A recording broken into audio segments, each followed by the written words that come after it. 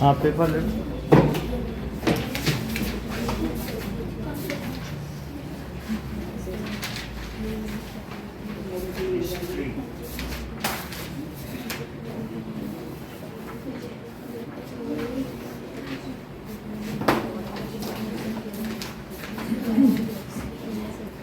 Now,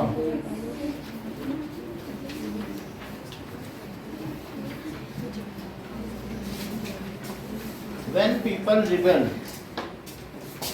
1857 का स्वतंत्रता संग्राम, the first freedom struggle of May 1857.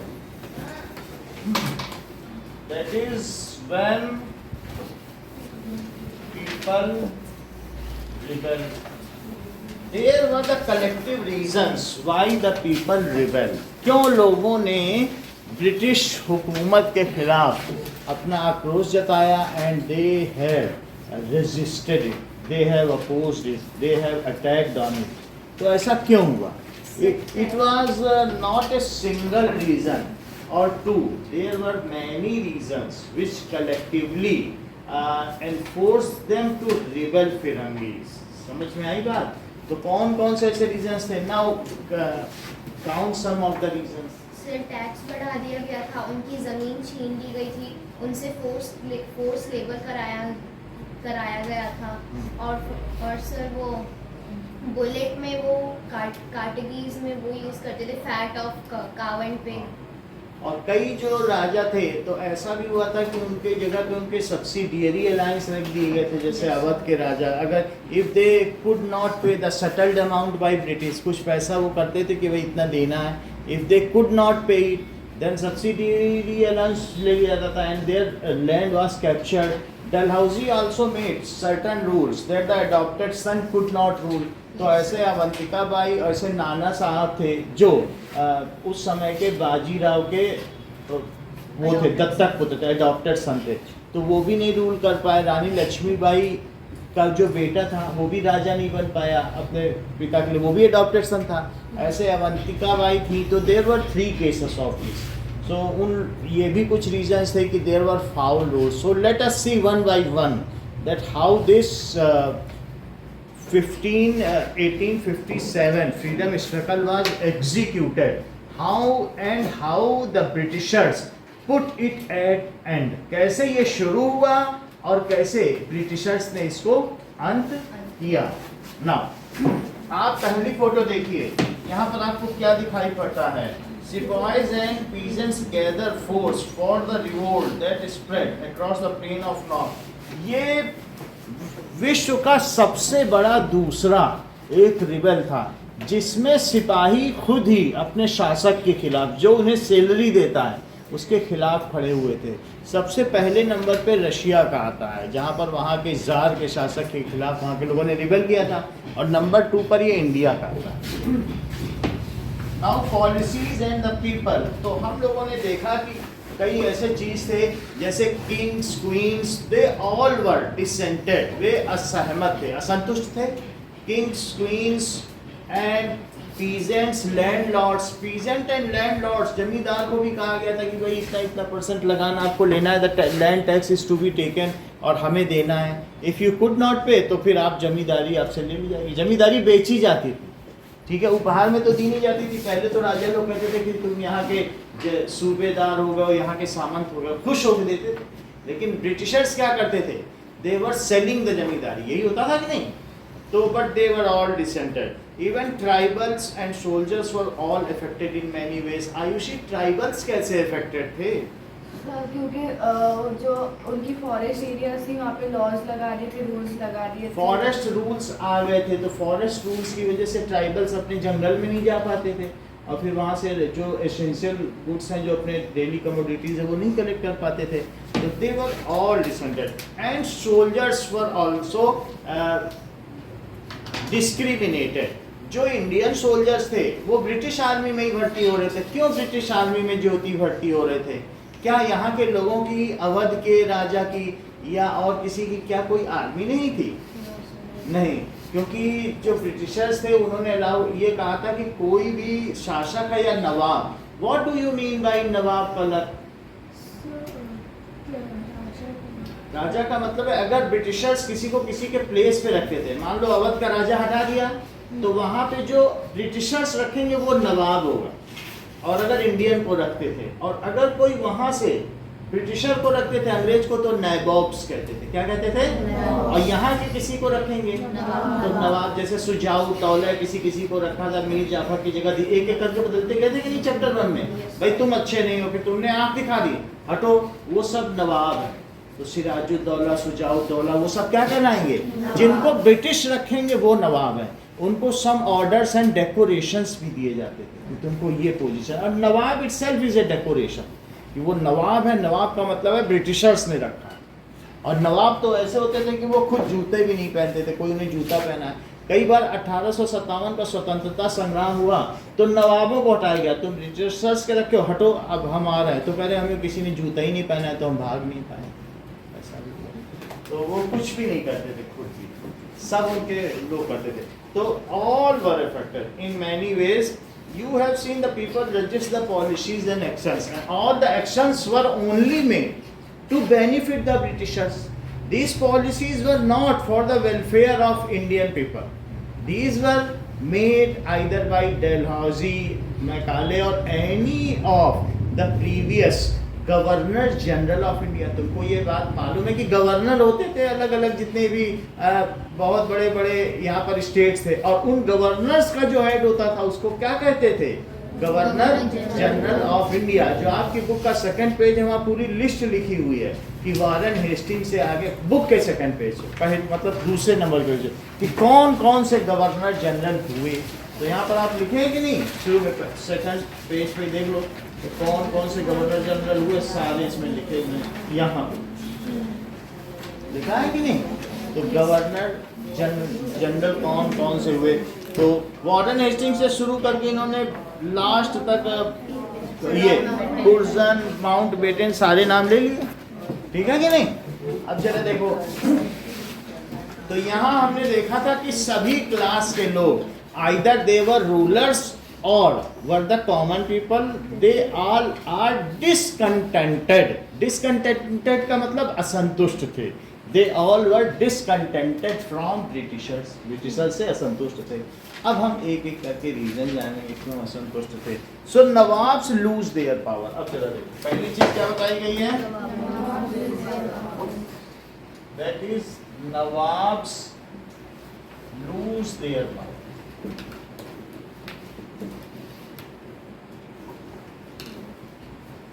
First figure में आपको दिखाया गया है सिपाही and peasants gather forces to revolt for spread across the plains of North India. Generally जो नॉर्थ इंडिया था तो वहाँ पर ब्रिटिशर्स का ग्रिप बहुत ज़्यादा था, और फिर वहाँ पर लोगों पर उन्होंने बहुत ज़्यादा कई कई तरीके से रिप्रेशंस किए, उन पर दमनकारी नीतियाँ चलाई।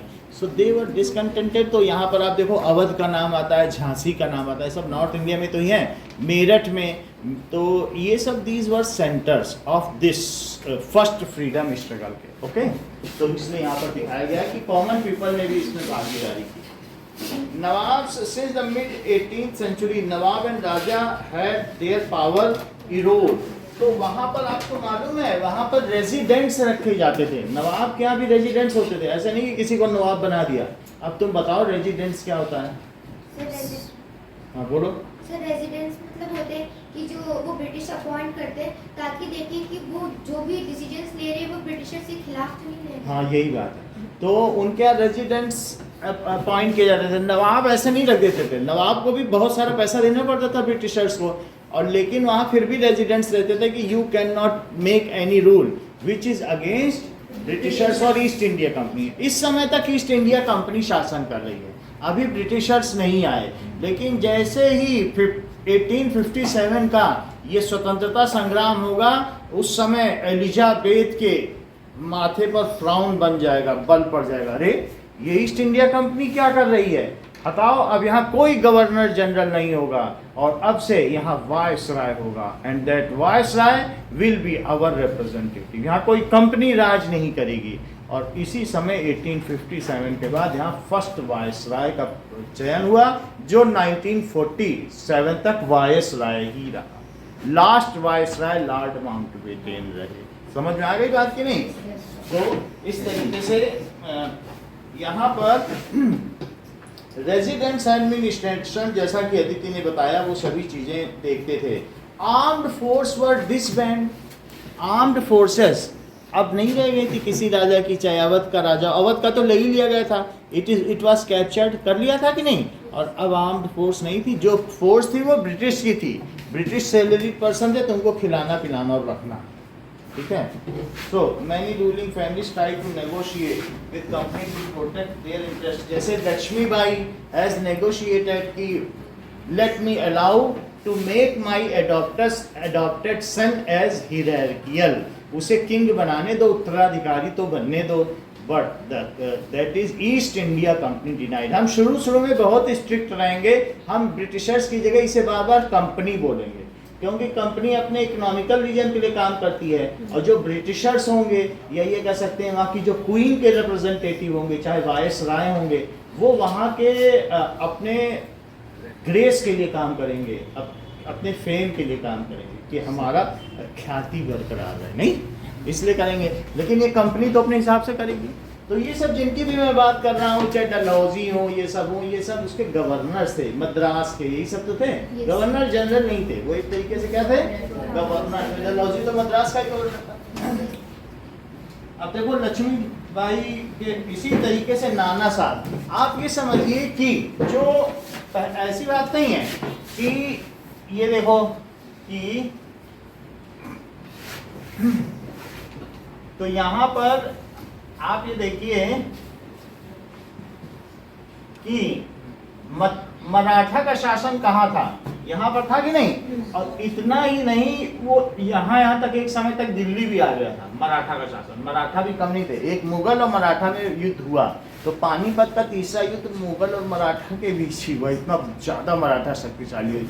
तो यहीं पर बाजीराव था, बाजीराव मस्तानी की पिक्चर देखे कि जिसमें बाजीराव भी है और एक मस्तानी कोई हीरोइन बनी हुई है, तो कौन बनी है, दीपिका पादुकोण। और बाजीराव कौन बना है, रणवीर। तो वो जो बाजीराव के सन थे, बाजीराव के सन नाना साहब थे, तो वो यहाँ पर कहीं कानपुर में, समझ लो कि मराठा का शासन कहाँ तक फैल गया। शुरू में यहीं तक था, धीरे धीरे बाजीराव ने इसको बहुत बढ़ाया और दिल्ली तक पहुंच गया, दिल्ली जीत भी लिया और उसमें कई महीने शासन भी किया।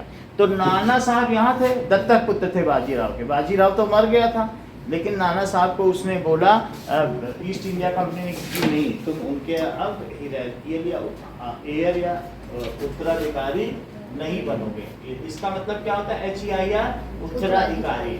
सो उसको डिनाई कर दिया उसके बाद। इसी तरीके से आपको पता है लक्ष्मीबाई का भी एक बेटा था जिसको पीठ में बांध कर लड़ाई की थी, तो उनको भी मना कर दिया गया। नाउ सो आगे देखिए, he to be given his father's pension when later died। अब बाजीराव के जो बेटे थे, ये दत्तक पुत्र थे नाना साहब, तो बाजीराव को पेंशन मिलती थी, उसके बाद नाना साहब को पेंशन नहीं दी गई। बोले तुम उनके एडॉप्टेड सन हो, इसलिए तुमको पेंशन पेंशन ही नहीं दी गई। तो the company confident its superiority, Awadh was one of the territories to be annexed। annexed का क्या मतलब होता है, X का मतलब समझते हो, हाँ ये होती है X वर्षा, दिस इज, और NX का मतलब है किसी को काट देना, तो उसने पोर्शन को तुम्हारा कट कर दिया, इतनी टेरिटरी तुम्हारी अब मिल गई हो। So some of the territories were annexed। अब जरा देखिए कि धीरे धीरे करके जो ब्रिटिशर्स थे वो एक एक करके सभी जमीन हड़पते चले जा रहे थे।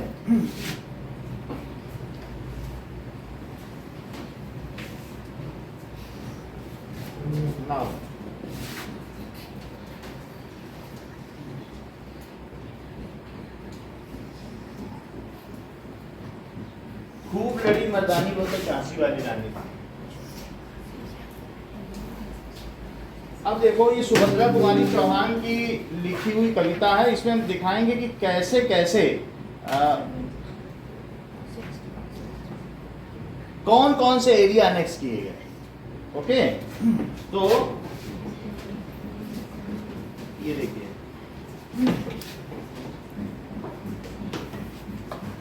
अवधपुर, तंजौर, सतारा की भी यही कहानी थी। लखनऊ, छीला, बातों बात, ये सब इसमें बताया गया कि किस किस तरीके से हुआ है। तो सुभद्रा कुमारी चौहान ने बहुत अच्छी तरीके से ये चीज बताई है कि हाउ द ब्रिटिशर्स और डलहौजी ने कैसे कैसे काम किया and how the things were next.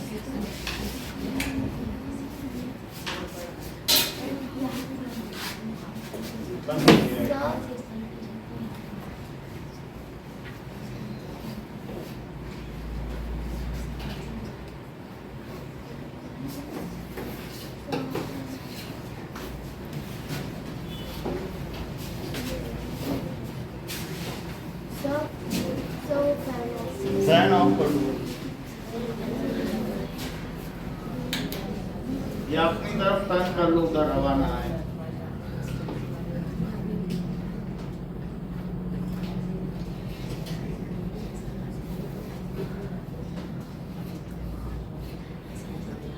देखो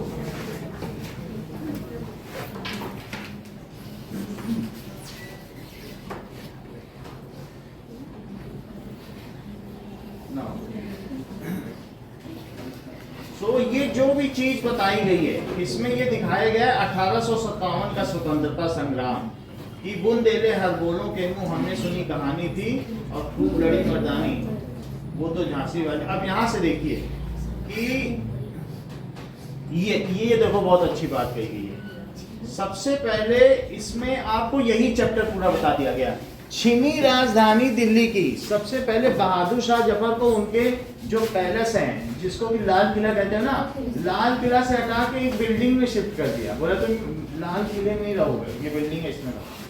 तो दिल्ली की राजधानी तो छीन ली और ये बोल दिया कि बहादुर शाह जफर लास्ट बाद किंग है। इसके बाद जो इनके बेटे होंगे वो प्रिंस होंगे, वो किंग नहीं होंगे। यहाँ की बुक में लिखा हुआ है, अभी पढ़ेंगे तो वो सब क्या कहलाएंगे, प्रिंस। और यही लास्ट किंग है, लेकिन उनसे भी लाल किला छीन लिया गया और उनको कहाँ शिफ्ट कर दिया गया, दिल्ली। छीनी राजधानी दिल्ली की लखनऊ छीना बातों बात, जो लखनऊ का भी राजा था, जो नवाब था, उसको भी वहां से हटा दिया।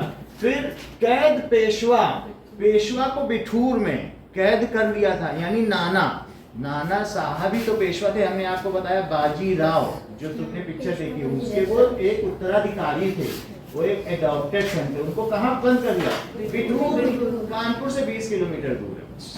तो बिठूर में उनको, वहां गंगा जी बहती है, तो वहीं उनको कैद कर लिया। नाना साहब ने फिर वहीं से तो प्रथम स्वतंत्रता संग्राम लड़ा, बहुत सारे सैनिक भी इकट्ठा किए। और जो वहां का वो था, क्या कहते हैं, ब्रिटिश रूलर था, उसको भी मार दिया। सब जगह अपॉइंटेड थे।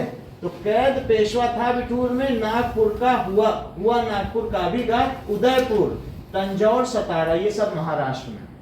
तो कर्नाटक की कौन के साथ कर्नाटक भी ले लिया, जबकि सिंध, पंजाब, ब्रह्म पर अभी हुआ था। इसका क्या मतलब है, तुमने क्या पिछली चैप्टर में, 4th चैप्टर में ये नहीं पढ़ा था कि जैसे ही राजा रणवीर सिंह, किंग रणवीर सिंह थे, उनके जाने के बाद उनकी पावर सब खत्म हो गई थी। अब जैसे ही खत्म हुई तो ब्रिटिश ने उसको भी अभी हुआ था वज्रपात। कितना अच्छा बता दिया, बिल्कुल इन्होंने क्रोनोलॉजिकल इस ऑर्डर में बताया है कि ये धीरे धीरे लिया। लास्ट में किसको ले लिया, ये सिंध पंजाब को उन्होंने ले लिया। सिंध और पंजाब तो वही एरिया है। अभी हुआ था वज्रपात। बंगाले, मद्रास आदि की भी तो यही कहानी थी। तो यहाँ पर ये बात बताई गई है ना। अब जरा देखिए, सो नाउ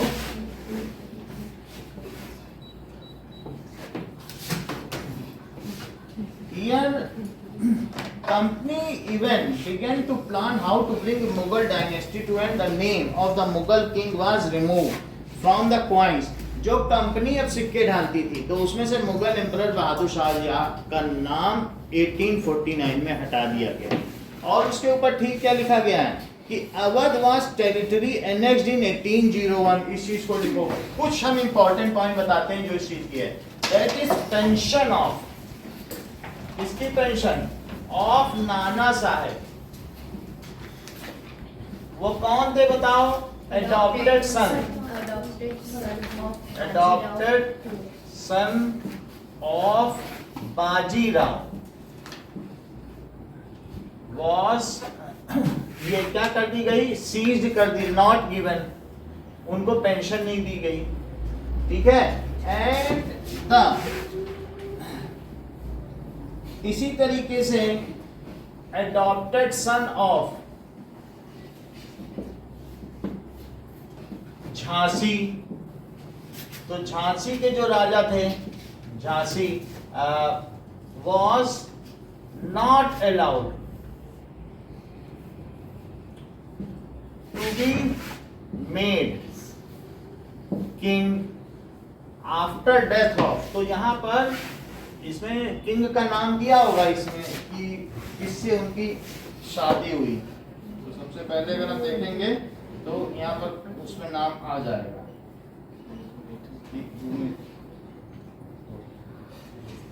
नाना के संग पढ़ती थी वो, नाना के संग खेली थी, और नाना वीर शिवाजी यहाँ पर है,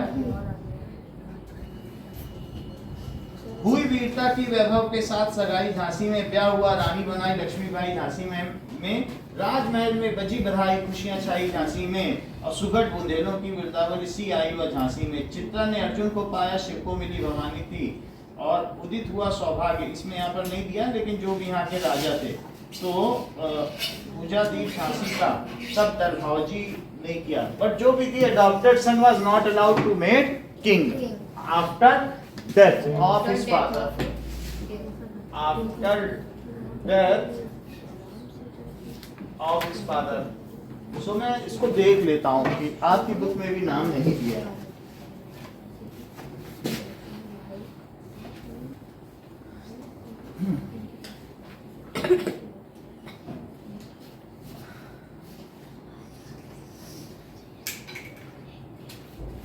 Name of last king of Jhansi,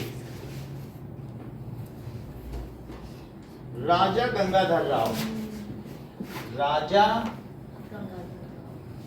Gangadhar Rao. जो गंगाधर राव थे वो 74 इयर्स के थे, जबकि रानी लक्ष्मीबाई 18 इयर्स के थे, तो मरना ही था उनको।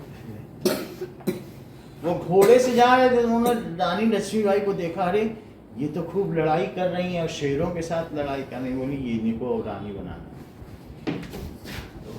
तो डेथ हो ही जाएगी।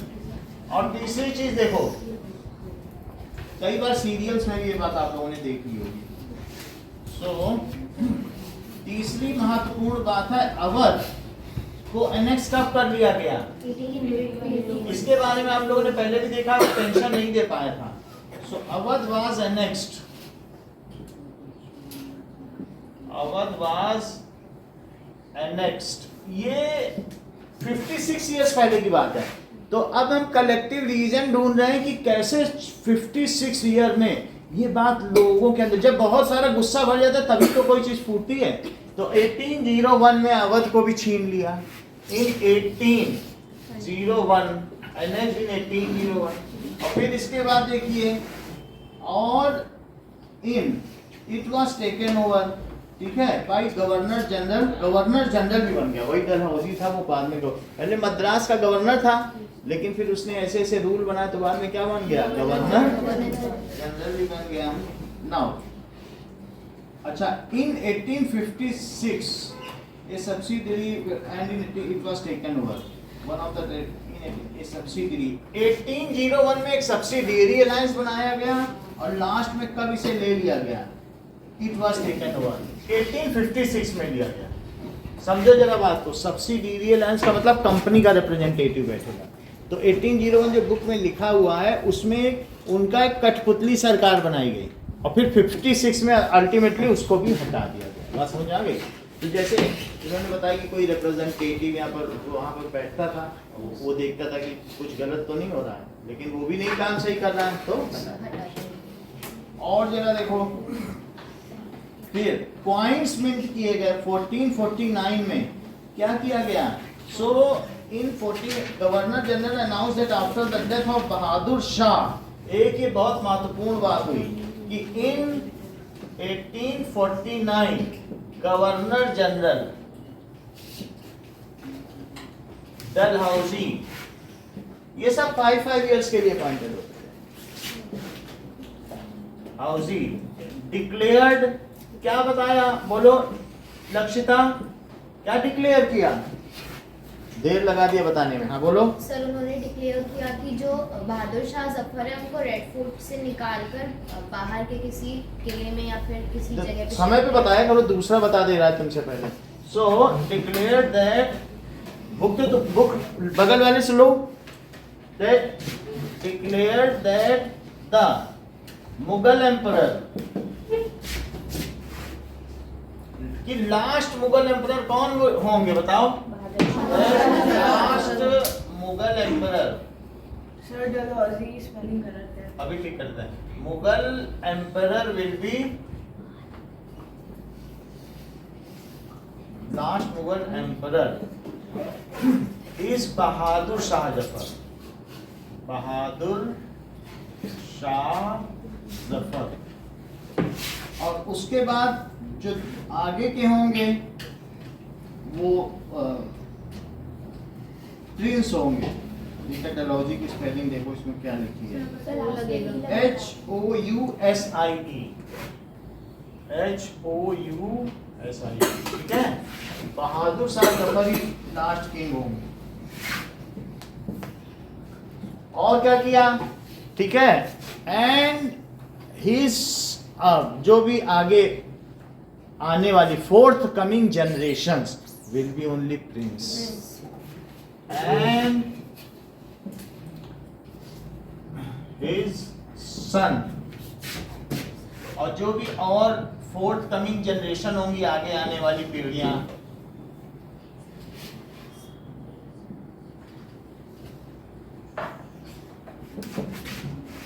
Will be Prince only. और एक बात और आप क्या बता रहे हैं कि Bahadur Shah Zafar was shifted from red fort to some other house, ठीक है, some other building. Bahadur Shah Zafar, क्या फिर जो 1857 का ये फ्रीडम स्ट्रगल हुआ तो क्या सैनिक पहुंच गए बहादुर शाह की बिल्डिंग के पास और बोले चलो लाल किले में बैठो? बहादुर शाह टक्कर नहीं लेना चाहते थे अंग्रेजों से, कहते अंग्रेजों से टक्कर ले रहे, ये आ गए मुट्ठी भर 1000 लोग। लेकिन फिर उन्होंने कहा नहीं, जब ये सड़क पे निकल सकते हैं तो हम भी निकल सकते हैं, हमारी कितनी एज बची है, चलो बैठ ही जाते हैं। और जैसे ही बहादुर शाह बैठे उन्होंने सब राजाओं को चिट्ठी भिजवा दी कि देखो हम जब दिल्ली पे बैठ सकते हैं तुम लोग भी आओ अपनी अपनी जगह बैठो। उससे सबको प्रेरणा मिली और तुम हमारे बिहाफ पे बैठोगे। पहले जैसे हमने तुमको सामंती और सूबेदारी सौंपी थी, अब तुम कंपनी के बिहाफ पे नहीं बैठोगे, खुद बैठोगे और वहां कोई रिप्रेजेंटेटिव नहीं होगा, अकेले तुम चलाओगे। तो सब लोगों में एक बूस्ट आ गया, हाँ हम भी बैठे। So and Bahadur Shah Zafar was shifted, was तो उन्हें छोड़ना पड़ा, asked to leave Red Fort and is shifted to some other house.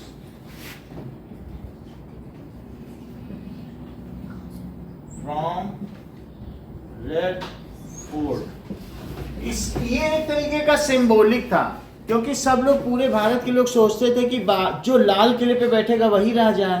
अगर बहादुर शाह वहाँ बैठे हैं तो सब लोग सोचते थे हमारे राजा कोई ब्रिटिश थोड़ी हैं, और हटा दिया जाएगा तो वहाँ ब्रिटिश झंडा लगा दोगे तो सब लोग सोचेंगे राजा हट गया। नहीं, एक ये बात है।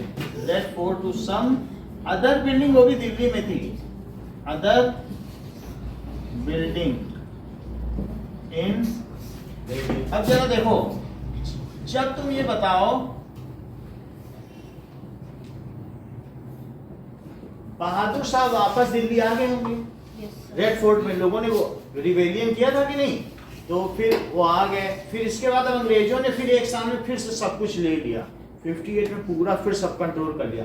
फिर उन्होंने बहादुर शाह का क्या किया? सर अंडमान निकोबार भेज दिया और उधर कैद में उनकी रंगून भेजा, इसमें लिखा है बुक में कि रंगून भेजा। रंगून कहाँ है? दैट इज अभी म्यांमार।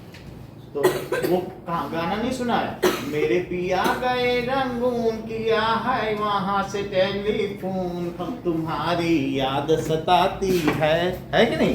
तो रंगून कहाँ है? दैट इज म्यांमार में उनको भेज दिया, तो ऐसा कर दिया। अब आगे देखें। बताओ, मेरे पिया गए रंगून, ये देखें। तो रंगून, अभी म्यांमार तो आप लोग जानते हो कि नहीं? ये वहां की ड्रेस है, साक्षात बेगम का गाना है। हिंदुस्तान का मेरा मैं रंगून से बोल रहा हूँ। मैं अपनी देवी देवता देवी का पाठ करना चाहता हूँ। हाँ ना?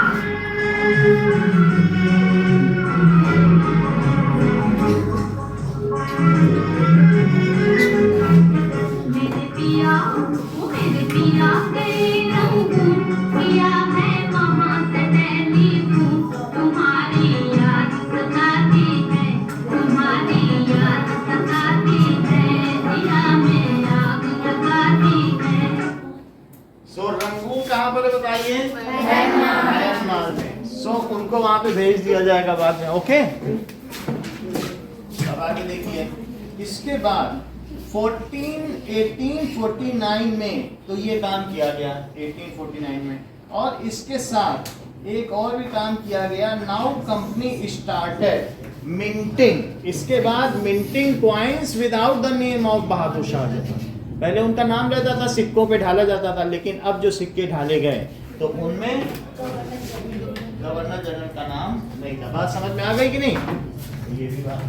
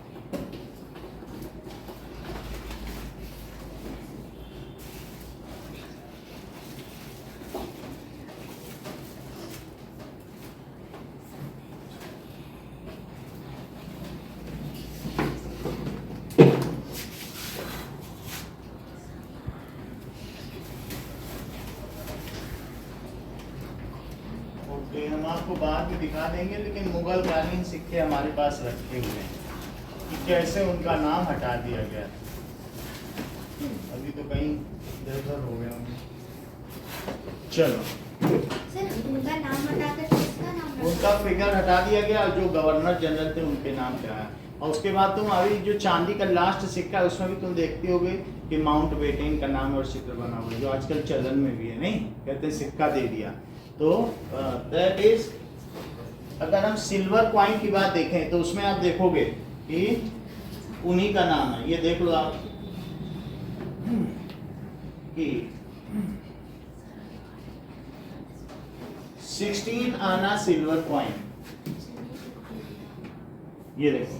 तो अगर हम इसको देखें तो हमें क्लियरली पता चलता है कि ये उस समय का जो आना चल रहा था, तो उनका ही चित्र भी बना होगा। और इसी में मुगल कालीन सिक्का भी है, तो ये मुगल कालीन सिक्का है। तो इसमें बहादुर शाह का नाम है, वो सब हटा दिया गया। और जैसा कि लॉर्ड मैकाले ने कहा था कि अंग्रेजी शिक्षा पद्धति चलेगी, एवरीथिंग विल बी टॉट। जो वैदिक शिक्षा पद्धति थी वो पूरा हटा दिया गया, इलीगल कर दिया गया। पहले यहाँ पर वैदिक शिक्षा पद्धति जैसे नालंदा विश्वविद्यालय है कि नहीं बिहार में, तो वैसे चलता था, लेकिन वो सब हटा दिया। बोला अब जो भी होगा कॉन्वेंट स्कूल होंगे, उसमें इंग्लिश पढ़ाना आवश्यक होगा। बात समझ में आ गई? ये लॉर्ड मैकाले ने ये किया।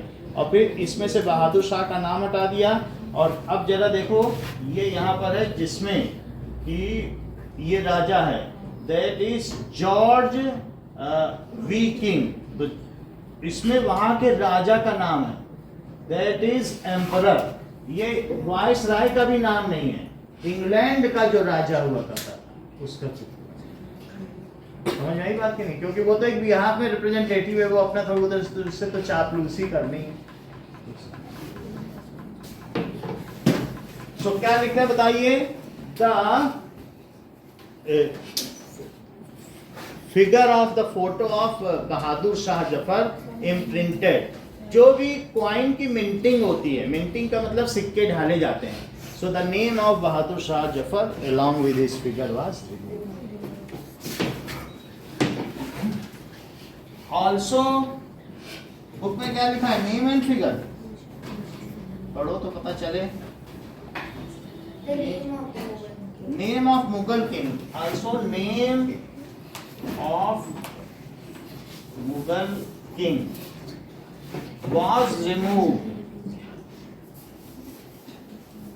from coins minted by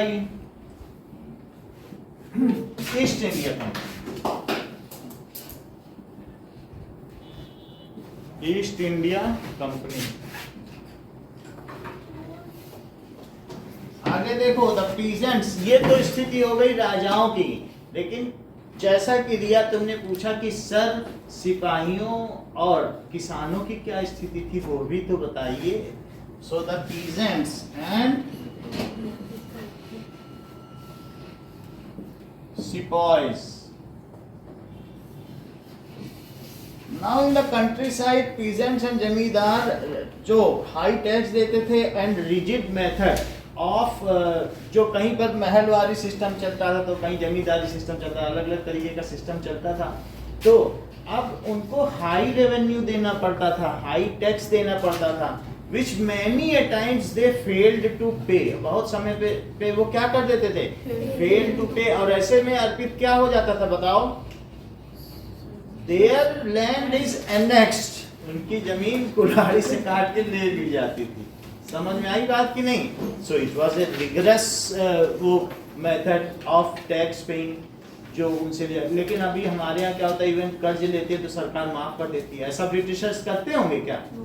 तो अब तो किसान लेते हैं 5-5 लाख और माफ भी हो जाता है। उस समय ऐसा नहीं था, सूखा पड़ता है तो भी माफ हो जाता है, अलग से पैसे भी मिलते हैं नहीं। तो ये सब था। इसके अलावा the Indian sipahis were the employees of company has reason they were unhappy their pay allowance and condition of services.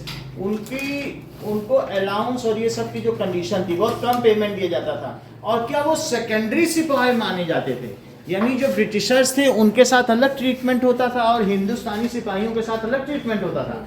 उनको हायर रैंक नहीं दी जाती थी, जो ऊंची पोजीशन है उस पर उनको उनके ऊपर रिलाई अपॉन नहीं किया जाता था, भरोसा नहीं किया जाता था। और साथ में उनके साथ इल ट्रीटमेंट भी होता था। They were kept in barracks, barracks में एक साथ जो होता है 20-20 लोग 30-30 लोग रहते थे। They were living in not a good condition, better condition नहीं होती थी हिंदुस्तानी सिपाहियों के साथ, ठीक है कि नहीं?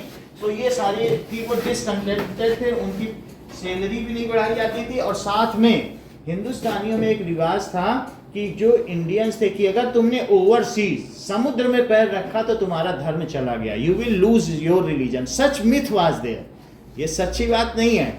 लेकिन ब्रिटिशर्स ने जब उनको लड़ने के लिए रंगून भेजा, रंगून पे कब्जा कर लिया था ब्रिटिशर्स ने और इंडियन सोल्जर, तो इनको बोले ये लोग हम तो नहीं जाएंगे, हम समुद्र में पैर नहीं रखेंगे। उन्होंने कहा जाओ, और जिन लोगों ने मना किया ऐसे 15 सिपाहियों को उन्होंने नौकरी से हटा दिया और 10 साल के लिए जेल में डाल दिया। और जिसने 10 साल के लिए जेल में डाला था, 1857 को स्वतंत्रता संग्राम हुआ, उन सब अंग्रेज सिपाहियों को मार दिया गया, उनको जेल से बाहर निकाल दिया।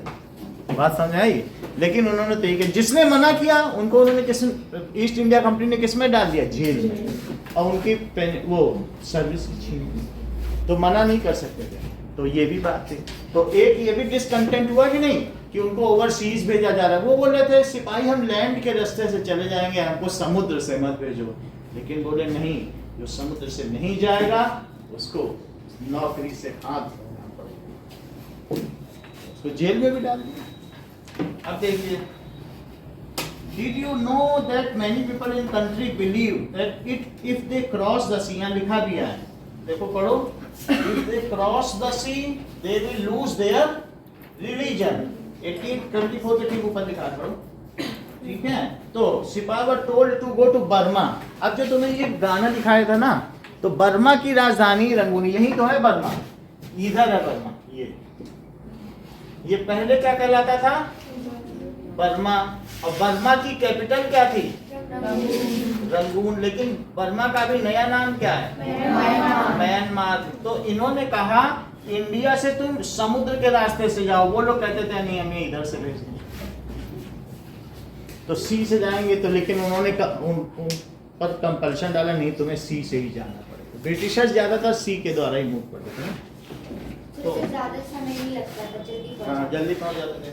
अब यहाँ पर सो इन 1824 जब ये बात कही गई तो उनको पनिश किया गया, और पनिश करने के बाद देयर वर सीवियरली पनिश्ड।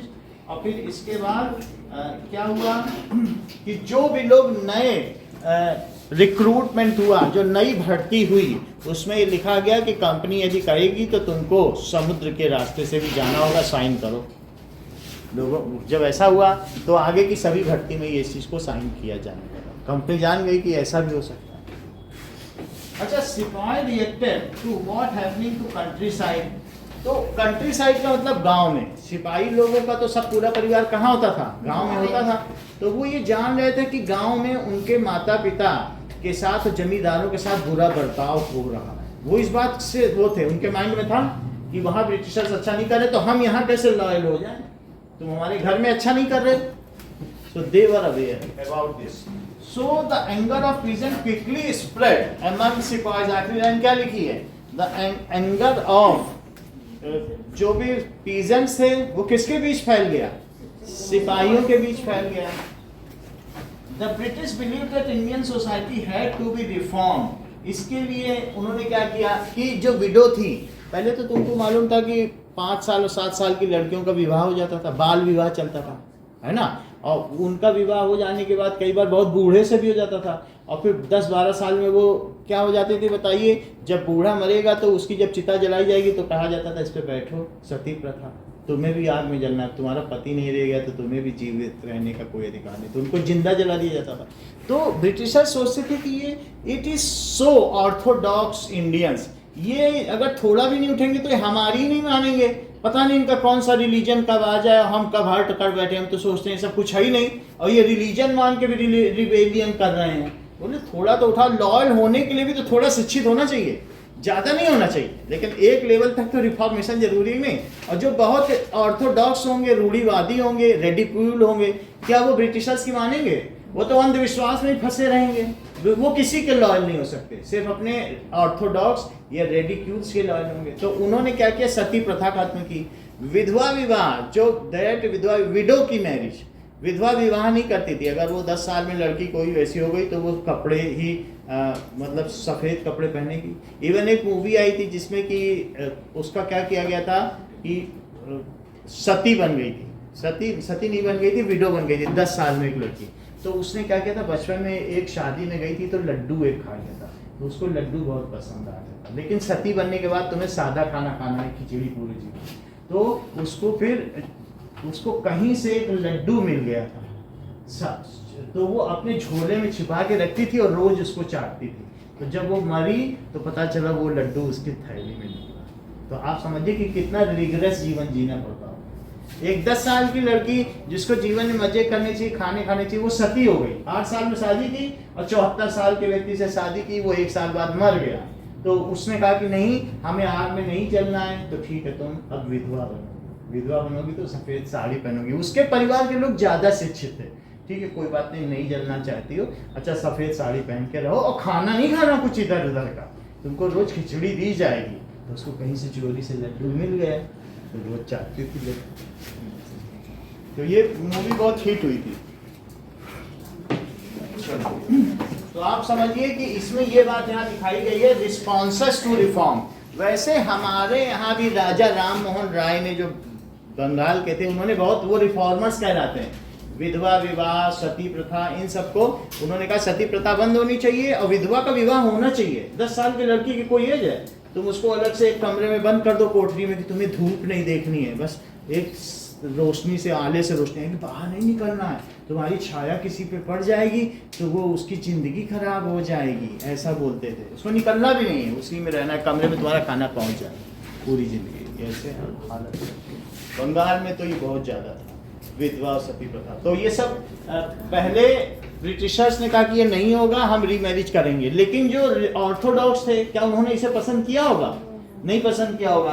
तो यहाँ पर ये सब बात की, कंपनी अलाउ क्रिश्चियन मिशनरीज। फिर उन्होंने कहा कि अगर इनको तो कुछ भी चाहिए, कैसे बदला जा सकता है? इनका रिलीजियस ट्रांसफॉर्मेशन करके, यानी वो अपने रिलीजन को बदल दें, चाहे हिंदू हो चाहे मुस्लिम हो। अगर वो क्रिश्चियन बन जाते हैं तो तभी उनको उनके फादर की ज़मीन मिलेगी, एक नया रूल लगा दिया।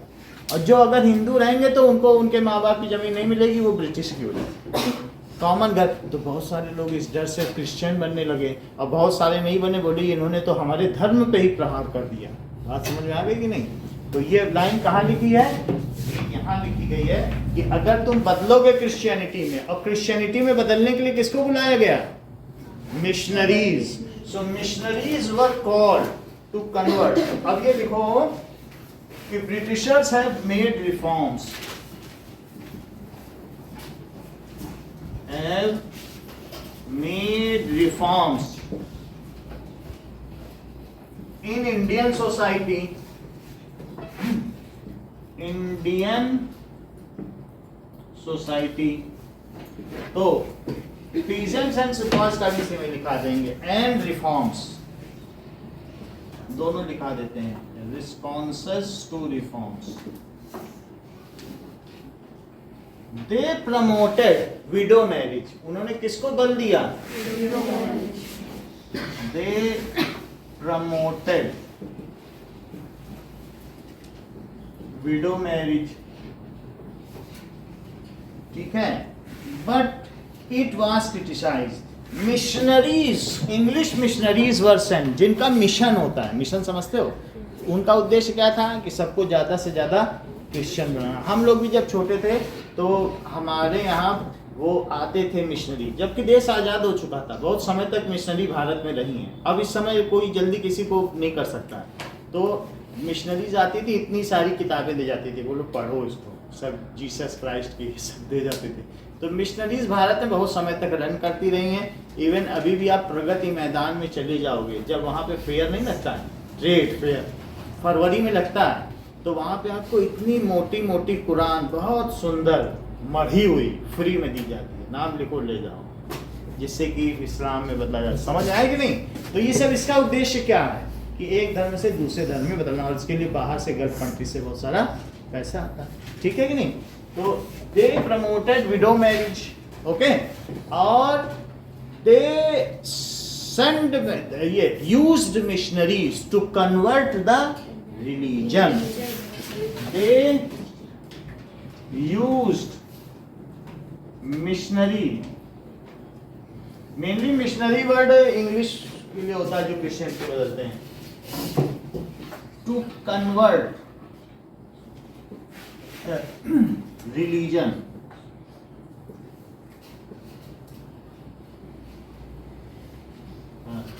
To Christianity.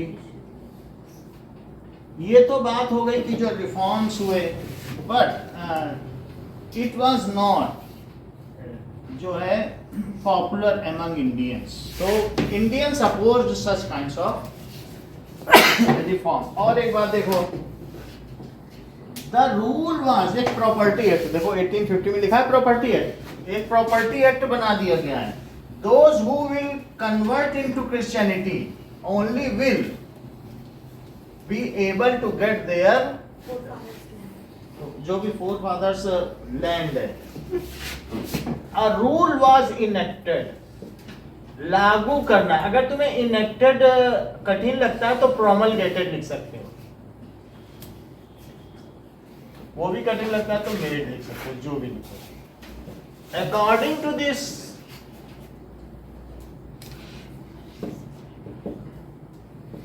those Indians who will convert themselves into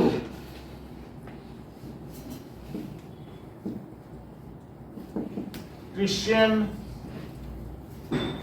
will get their paternal land. Paternal समझते हो? पैतृक संपत्ति, पैटर्नल लैंड। पैतृक यानी पिता की जो भी संपत्ति होगी वही मिलेगी, और नहीं तो नहीं मिलेगी। But it was not popular. और कुछ बातें देखिए। Indian sipahis were discontented, unhappy. क्यों अनहैप्पी थे बताइए, हेडिंग में लिखा है Indian sipahis were unhappy from East India company.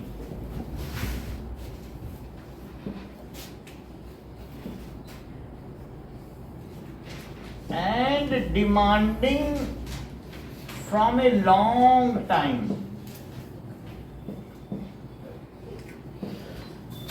for raising their payment, उनकी सैलरी बढ़ जाए, ठीक है, और गुड लिविंग कंडीशंस, अलाउंस बढ़ जाए। Sir convert themselves into Christian के बाद क्या लिखा है? Will get their paternal land, वही पा पाएंगे अपनी पैतृक संपत्ति, ठीक है, और salary, allowance and good living condition. तो इसलिए वो डिसकंटेंटेड थे, लिविंग कंडीशन। अच्छा, बात वहां पीजेंट्स की भी की गई है। Peasants were unhappy because the tax paying system was so harsh, बहुत कठिन था। If they were not able to pay taxes, then the land is taken or annexed. Peasants क्यों unhappy थे? Peasants were unhappy as tax paying system. Arpit, harsh का क्या मतलब होता है बताओ? सो हार्श, ठीक है। And if they are unable to pay it,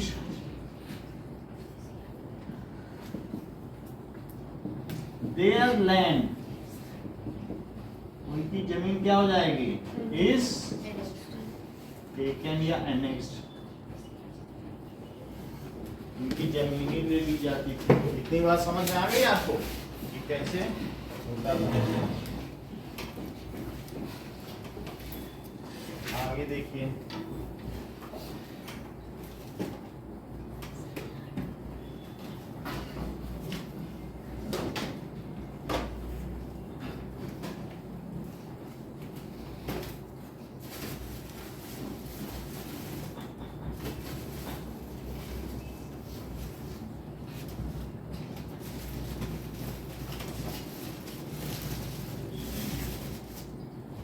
Now,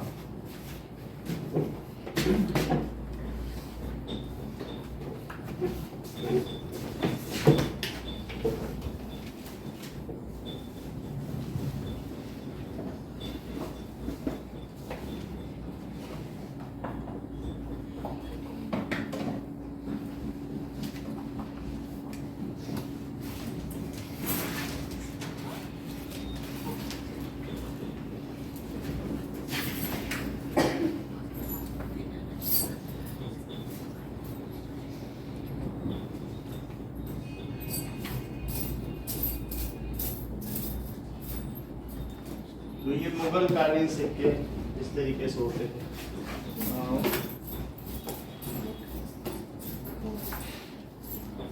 उसमें और बाद में उनका नाम हटा दिया गया बहादुर शाह जफर का, ठीक है। कुछ ऐसे कि देखो इसमें उर्दू में लिखा है, और ये भी उसी तरीके का है उर्दू का, ये भी मुगल है, अकबर के समय का सिक्का है।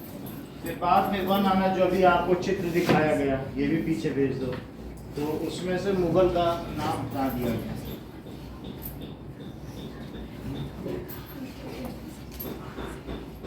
और ये देखो वही जो जॉर्ज वी किंग का नाम है, देखो थोड़ा धुंधला दिखेगा लेकिन तुम देखोगे तो पूरा उनका ये मुंह है, फेस वही है कि नहीं? वही चीज दिखाई कि नहीं? जो यहाँ पे जॉर्ज लिखा है कि नहीं? जॉर्ज लिखिए और ये वन आना, ये वही सिक्का है जो उसमें लिखा है।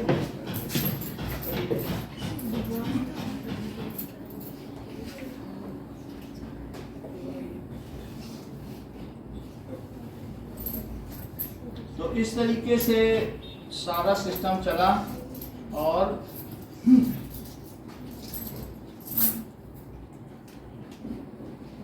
मुगल के समय में ही कुछ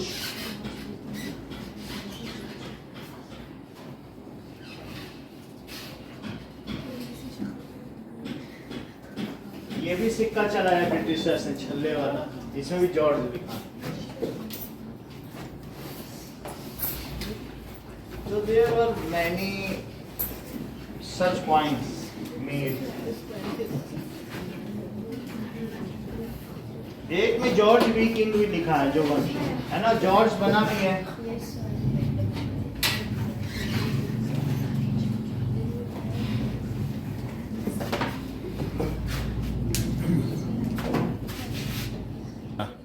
और सबसे पहले नवाब का देखा। सारे सेक्शन हम दे नहीं, ऐसे मत फेंको, ठीक है?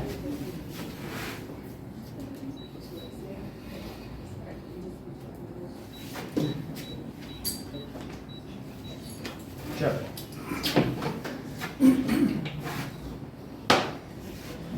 Through the eyes of people, यहाँ पर आप देख रहे हो कि एक सिपाही को एक पीजेंट समझा रहा है कि हमारे यहाँ की क्या क्या स्थिति है। So the people were liaisoning with each other, एक दूसरे को बताते थे। हाँ आगे दो, लाइजनिंग विद ईच अदर कि क्या क्या हो रहा है, ठीक है कि नहीं? हमारे साथ क्या हो रहा है बताओ, तुम्हारे साथ क्या हो रहा है, तो ये दिखाया जा रहा है।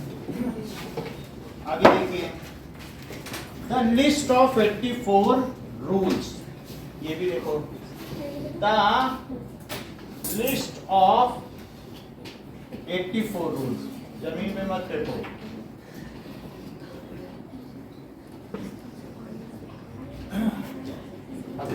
इसके बारे में श्रेया कुछ बताओ। हाँ बोलो बोलो, उधर मत देखो, जितना भी तुम्हें आता बता दो, क्योंकि तुम क्लास की टॉपर हो, तुमसे अच्छा कोई भी नहीं होगा पूछने। हाँ बोलो, कितना जानती हो?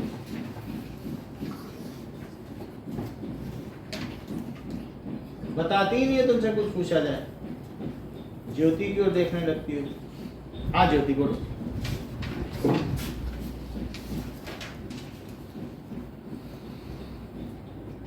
कि लिस्ट ऑफ 84 कुछ तो बताना होगा ना।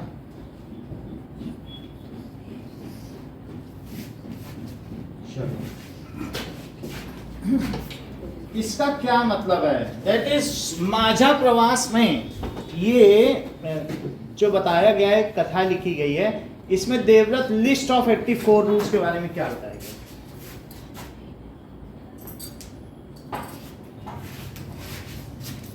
हाँ बताओ। So this book was written by Sir Vishnubhat Godse who lived in a village of Maharashtra. हाँ सर इसमें कुछ ऐसे रूल्स के बारे में बताया गया था जिसमें मुस्लिम हिंदुओं को अपने उनके रिलीजन को वाइप आउट किया गया था। और सर इसमें ऐसे बहुत सारे रूल्स हैं।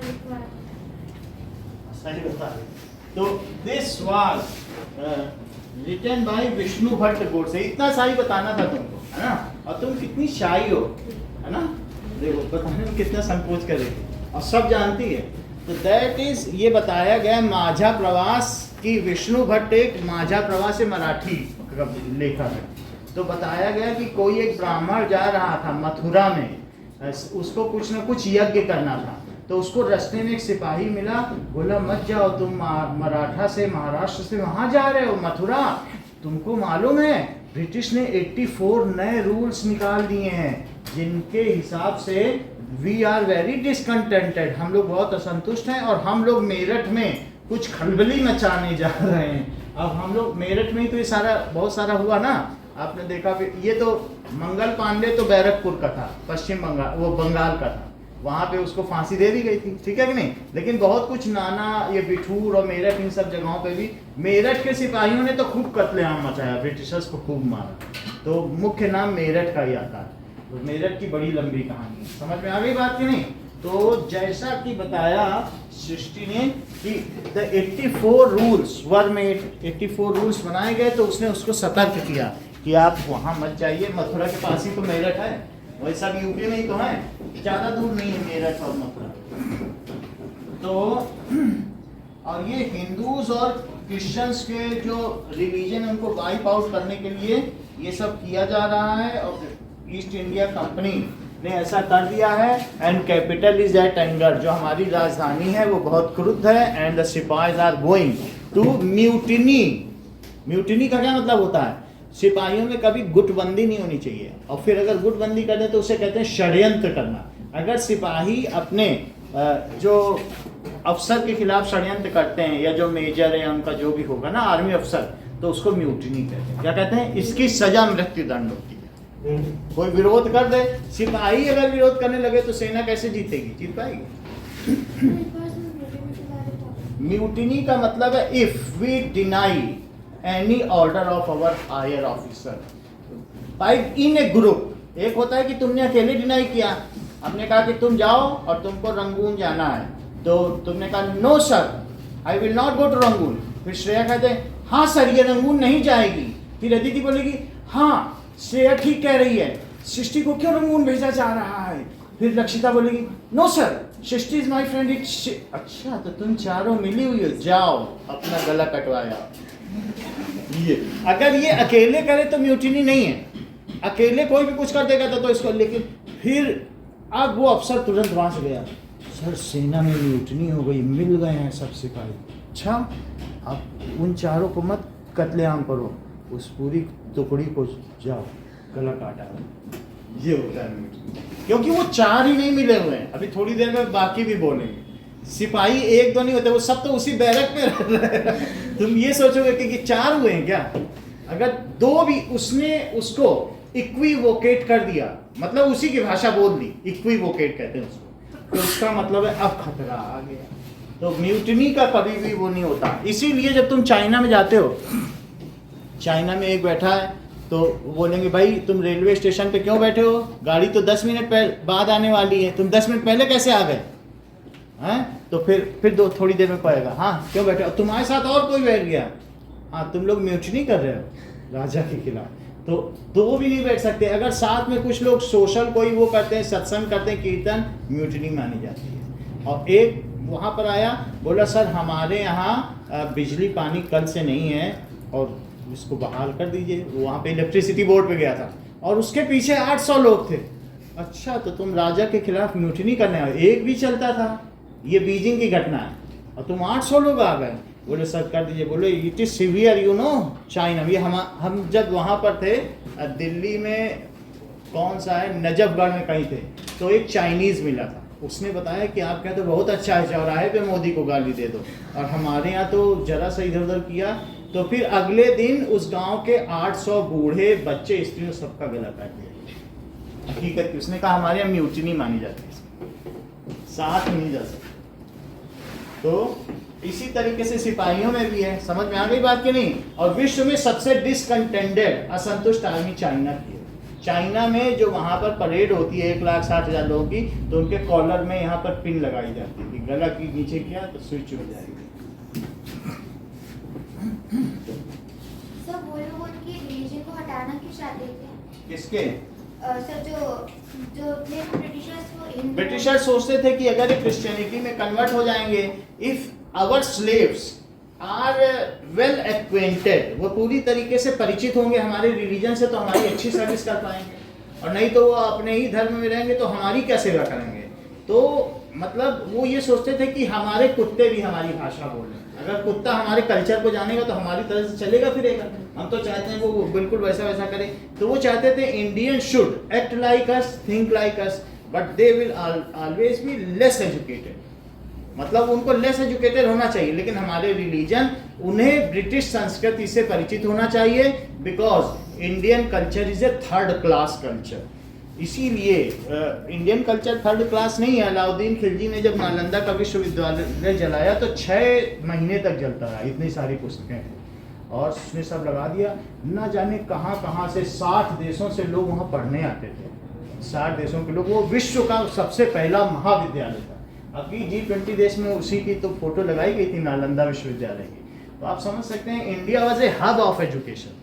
ठीक है, बहुत सारे हमारे जो स्कल्पचर्स थे, बुक्स थे, वो सब जल गई उसमें। अदरवाइज ऑल्सो वाट वाज श्रुति, जो लोगों को बाइहट थी वो कहती फॉरवर्ड हो गई, क्योंकि हम लोग श्रुति में थे। श्रुति समझते हो, सुना के याद करते थे। हमने सुना है, अपने गुरु ने अपने शिष्य को, उसने लिख दिया, सबको याद भी थी। तो आगे से बहुत सारे रीबिल्ड कर दिए गए, लेकिन जो जल गया तो जल ही गया। समझ में आ गया?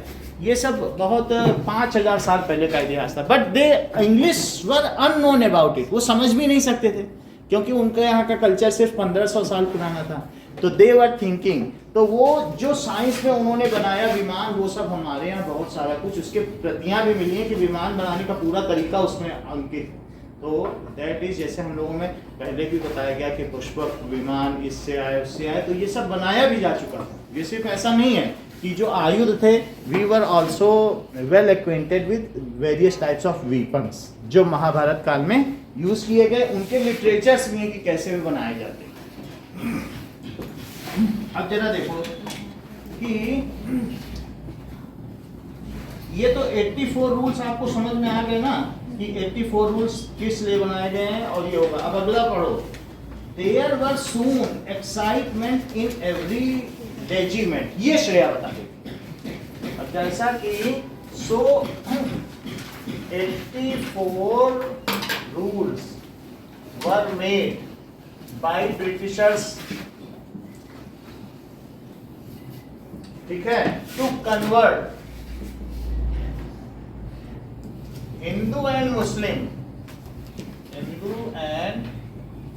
मुस्लिम इनटू क्रिश्चियनिटी। तो ऐसा हम लोगों ने देखा।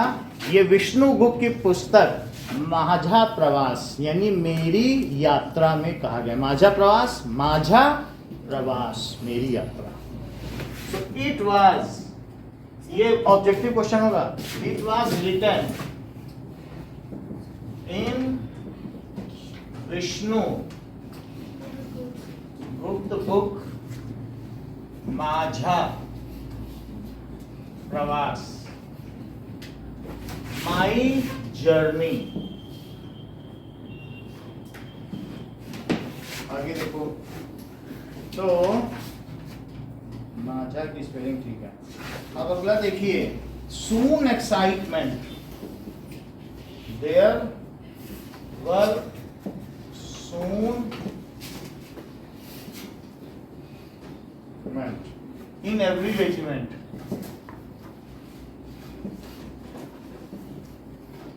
हाँ बोलो श्रेया, इसके बारे में क्या बताओ? वो दूसरे हाथ उठाने बताने मत देना। पिछली बार भी ये उठा ली, वो बता दी थी ना तुम्हारी जगह। हक ले रहे हैं लोग तुम्हारा, तुम ऐसे सीधी मत बनो। हाँ बोलो। इसमें हमें इसका नाम आगे के बारे में बताया गया है, जो बंगाल के रहने वाले थे और वो एक सिपाही थे, और जो ब्रिटिश थे वो अपनी गन्स को ग्रीस करने के लिए बहुत अच्छा। काऊ का फैट और पिग का फैट यूज करते थे। तो बहुत अच्छा। उनका जो इंडियन पीपल का कास्ट वो उसमें होता था, वो कहते थे हम उनको टच नहीं करेंगे। हाँ, यही बात कही गई है कि मतलब Britishers were now using those cartridges जिसकी कारतूस को मुंह से खोलना पड़ता था, तब आप डाल सकते थे। लेकिन उसको बनाने के लिए, कारतूस को बनाने के लिए गाय और सुअर की चर्बी का यूज किया जाता था। अब किया जाता था या नहीं किया जाता था, लेकिन इंडियन सिपाही तो डिसकंटेंटेड थे। अगर ये खबर भी फैल गई या उड़ गई कि इसमें इसका इस्तेमाल हो रहा है, अब गाय हिंदुओं के लिए पवित्र है और जो सुअर है वो मुस्लिम के लिए घृणित है। वो लोग सुअर को बहुत दूर से भी देखते हैं तो सोचते हैं हमारा धर्म ना खराब हो जाए। तो बात समझ में आ गई बात की नहीं? तो वो सुअर को मुंह में नहीं डालेंगे, और गाय को तो हम लोग पूजा करते हैं हम। तो इसलिए जो दो ही कास्ट के लोग थे, तो बोलो ऐसे सिपाही फिर वो करेंगे क्या उसको मुंह से? तो इसलिए लोगों में एक बहुत ज़्यादा डिसकंटेंट हो गया, क्योंकि इस बार तो उनके रिलीजन को ही हैम्पर किया गया। तो इसमें ये नहीं है, इसमें है कि जो सूबेराम सीताराम पांडे थे उनके जो उन्होंने रिवॉल्ट में मतलब उन्होंने रिवॉल्ट को रोकने में ब्रिटिशर्स की मदद की थी। हाँ, ये तो बात उसी रिवॉल्ट में उनका बेटा भी था जिनको उन्होंने उनको मारना पड़ा। हाँ, ये बात है इसमें कि that is there were soon excitement in every. उसने उसका बेटा रिबेलियन बन गया था सीताराम पांडे का, और सीताराम पांडे का बेटा रिबेलियन, उसने उसकी आंखों के सामने उसके बेटे को मारा गया था। फिर भी उसने 64 इयर्स तक जो है अच्छी सर्विस की ब्रिटिश की। और लास्ट में क्या हुआ, now that is he compel writing in Awadh and Nagaur translated. उन्होंने बहुत सारी ऐसी चीजें थी जो अवधि और दैट इज नॉरगेट थी, उसको इंग्लिश में ट्रांसलेट किया। और यहाँ लिखा गया है कि it is my humble opinion, उसने लिखा है सीजिंग ऑफ अवध, तुमने जो अवध को छीना है इससे लोगों में गुस्सा भर गया है। उसने किसको लिखा, अपने कमांडिंग अफसर को। और तुम ऐसा मत करो, क्योंकि ऐसा करने से लोग तुम्हारे खिलाफ रिबल हो रहे हैं। वो लॉयल था, तो उसने अपने कमांडिंग अफसर को सचेत किया, सर आप ऐसा मत करिए, अवध को आपने अनेक्स किया है ना, क्योंकि वो 5 लाख रुपए नहीं दे पाया था, यही तो था पिछली बार, तो आप उस ऐसा मत करिए, लोगों में गुस्सा है और लोग आपके खिलाफ मास में रिबल करेंगे, ग्रुप में, तो आप कुछ एक्शन लीजिए। ये बात इससे पता चलती है कि लेटर के थ्रू भी हम हिस्ट्री जान सकते, एक लेटर ही तो है ये। बच्चों की उनके यहाँ आर्कियोलॉजिकल पुरातत्व विभाग था, जहाँ वो सारे पेपर्स रखते थे, उनको निकाल के पढ़ा गया तो हिस्ट्री बन गई। सर फिर से एक्साइटमेंट कैसे हो रही है?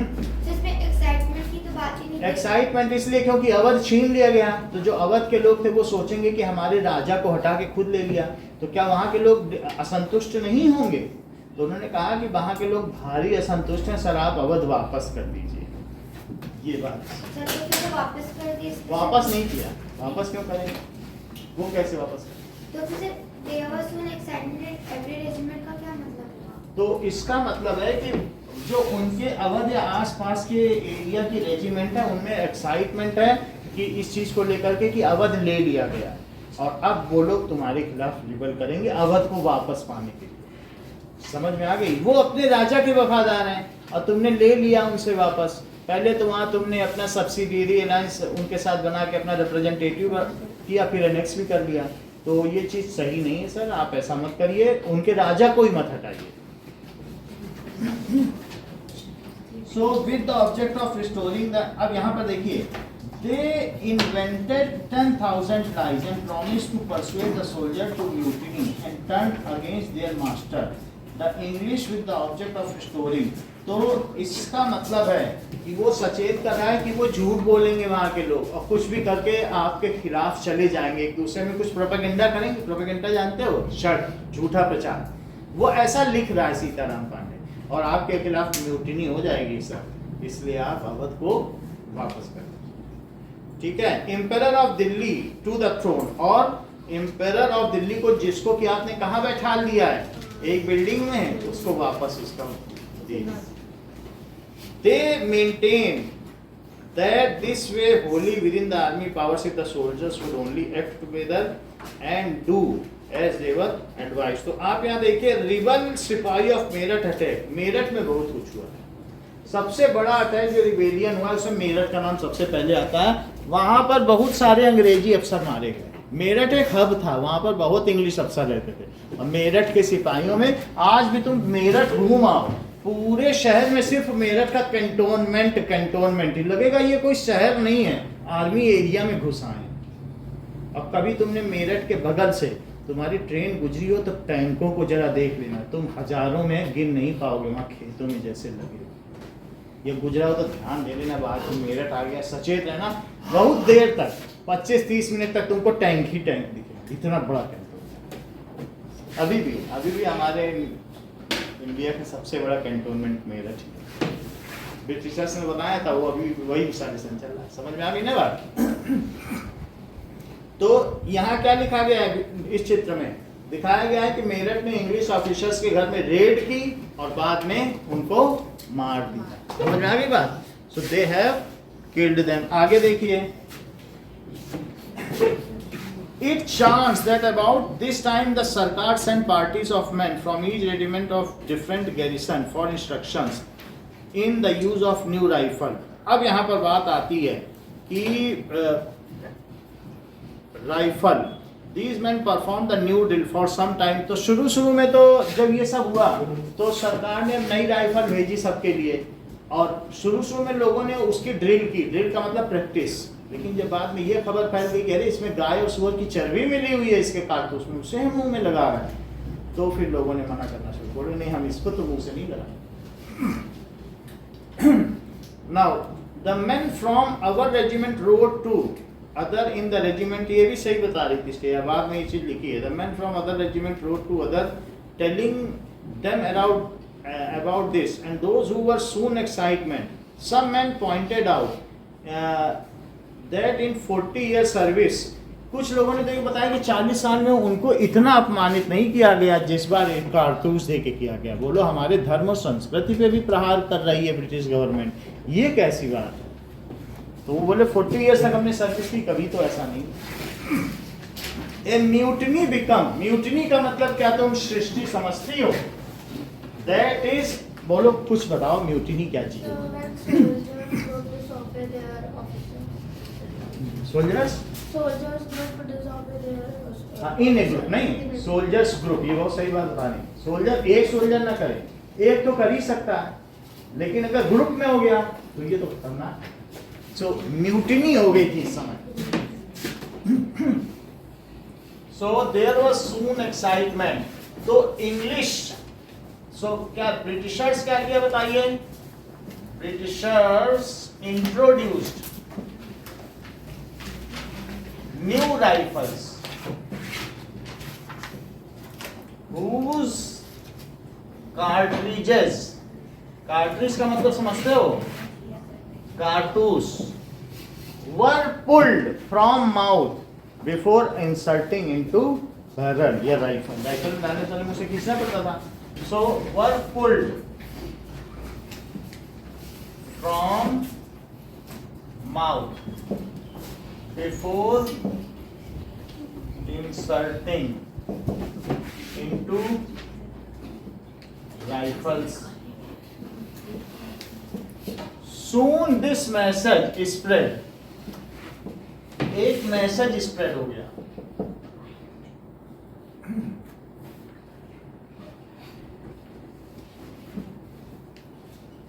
That the cartridge is made, तो कार्ट्रिज का जो धागा है, एक थ्रेड होता था उसमें या ribbon,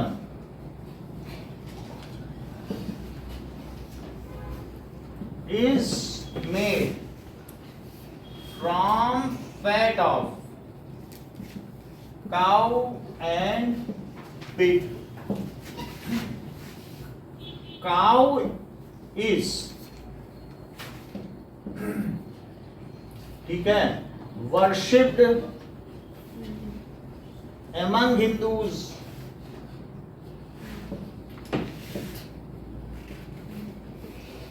and pig was hated among Muslims. तो इससे क्या हुआ?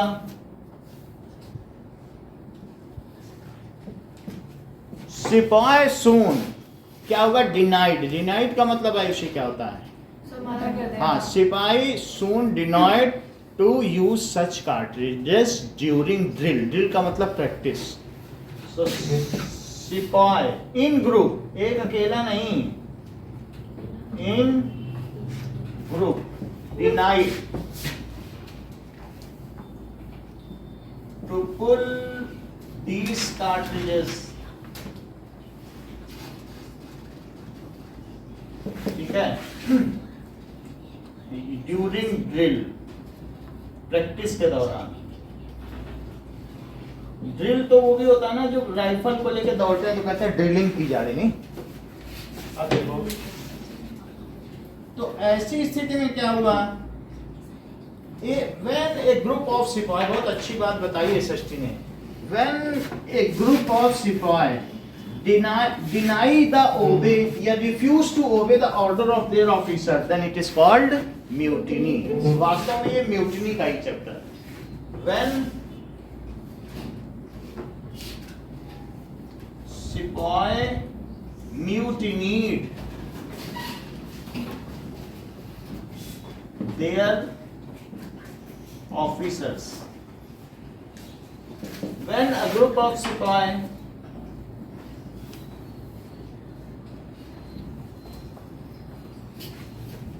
ठीक है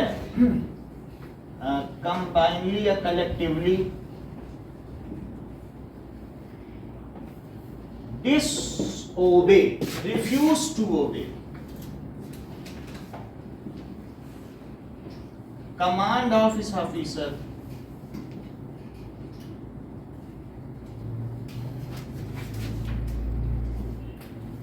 their officer, it is called mutiny.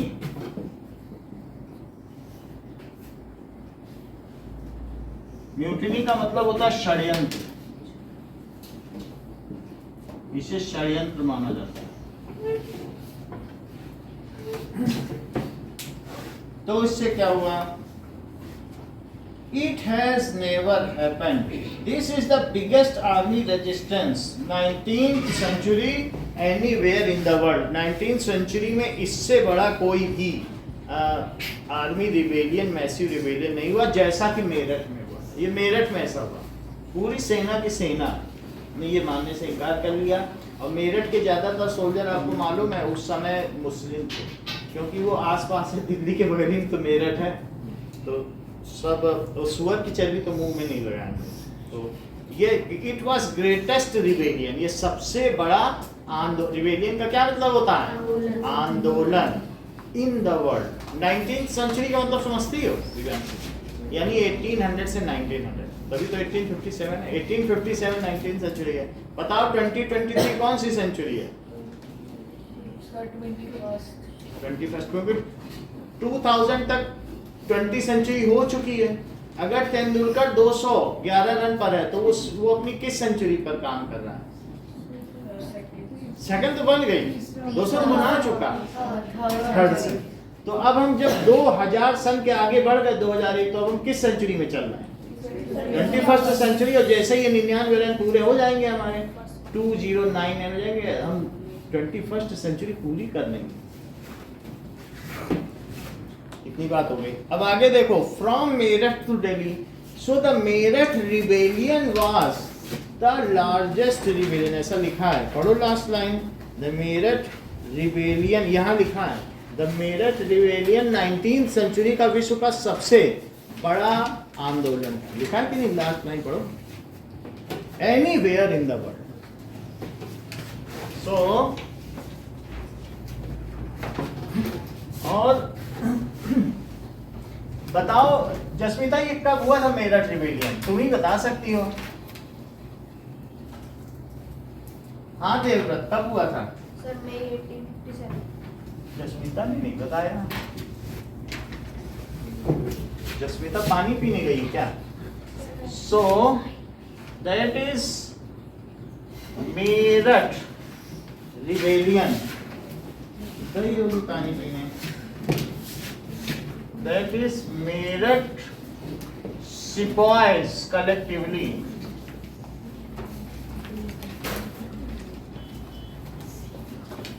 ठीक है. Done mutiny. उन्होंने क्या किया? म्यूटिनी. और क्या किया?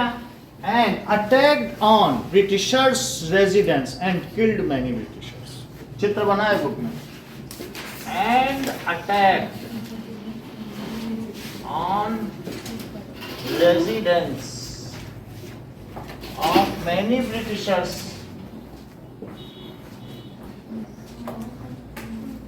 and killed them. तो जब उनको मार दिया, it was largest rebellion. ये सबसे बड़ा रिबेल था.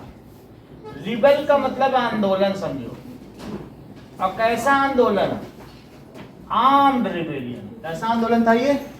एक ऐसे ही वो करना, एक होता है आर्म्स के साथ, killing with different one. In 19th century, ऐसा ही क्यों कह रहे हैं 19th century against colonial rule, क्योंकि उस समय पूरे विश्व में कॉलोनियल रूल था। अब क्या सभी जगह विरोध हो रहा था, लेकिन इतने बड़े स्तर पर किसी और देश में विरोध नहीं हुआ जितना बड़ा विरोध मेरठ में हो गया, पूरे विश्व में ही। तो इसीलिए तो कहते हैं ब्रिटानिया, बर्तानिया की हुकूमत। सूर्य भी ब्रिटेन में उदित होता है और अस्त भी ब्रिटेन में होता है। धरती जहाँ जहाँ घूमती है और सूर्य की धूप जहाँ जहाँ पड़ती है वहाँ बर्तानिया, ब्रिटानिया की हुकूमत है, और हम ब्रिटानिया के बिस्किट खाते हैं, ऐसा कहा जाता है कि नहीं। तो अगेंस्ट कॉलोनियल रूल,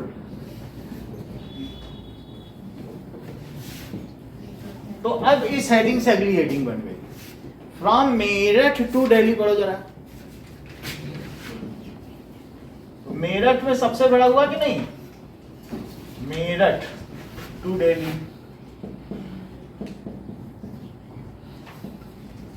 तो अब बताओ दिल्ली में क्या होने वाला है। क्या ये लोग पैदल मार्च कर गए मेरठ से दिल्ली, बोले चलो, और रास्ते में आपको मालूम है ऐसे ऐसे वीडियो लोगों ने फूल बरसाए इन पर, तुम बहुत अच्छा कर रहे हैं। तो वो वीडियो भी अभी हम दिखा देंगे आपको। मेरठ से दिल्ली जब जा रहे हैं तो रास्ते में सब जगह, दिल्ली में आए तब तो खूब फूलों की बारिश हुई है कि ये हमारे सब विजयी वीर हैं। तो ठीक है, अब वहां पर तो इन्होंने मेरठ में क्या किया, पहले तो उन ब्रिटिशर्स को मारा जिन्होंने इनके लोगों को 10 साल जेल में डाला था। थोड़ी देर पहले मैंने बात बताई थी कि नहीं, उनको भी मार डाला, वो भी लिखा है इसमें। और फिर वहां से वो जब इतना बड़ा ट्रिम्फ हो गया, ट्रिम्फ का मतलब विजय होती है कि नहीं, इतने बड़े ट्रिम्फ के बाद वो दिल्ली चले। क्यों गए दिल्ली बताओ जरा। सर दिल्ली में बहादुर शाह जफर को छुड़ाने के लिए चले गए, तो वो गए। और फिर कुछ दिन बाद जरा पढ़ो कितने दिन लग गए होंगे, ऐसा कुछ लिखा है कि नहीं लिखा है।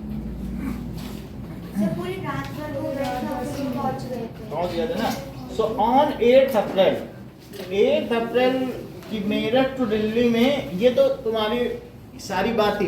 अच्छा, ऐसा नहीं है कि ये ब्रिटिश स्वतंत्रता संग्राम ये मई में होना था, अभी देवव्रत ने बताया कि नहीं।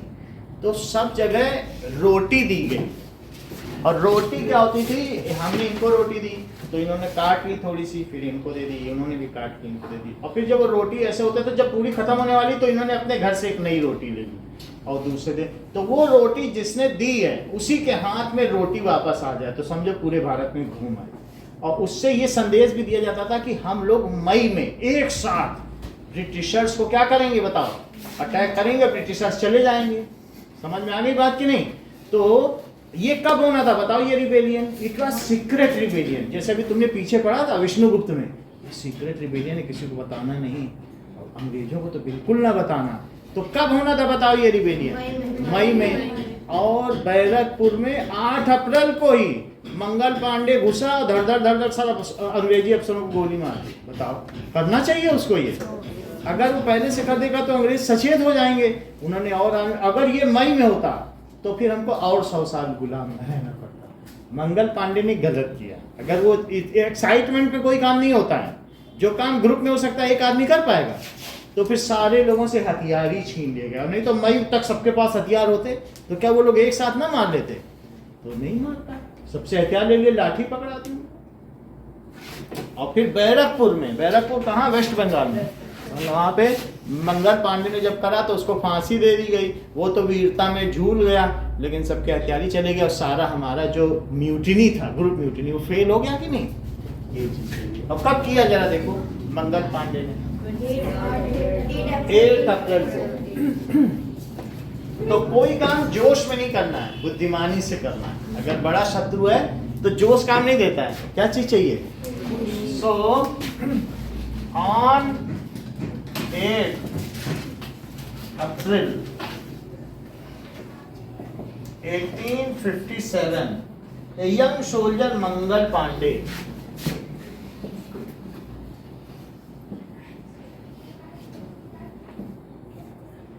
उसने किल कर दिया।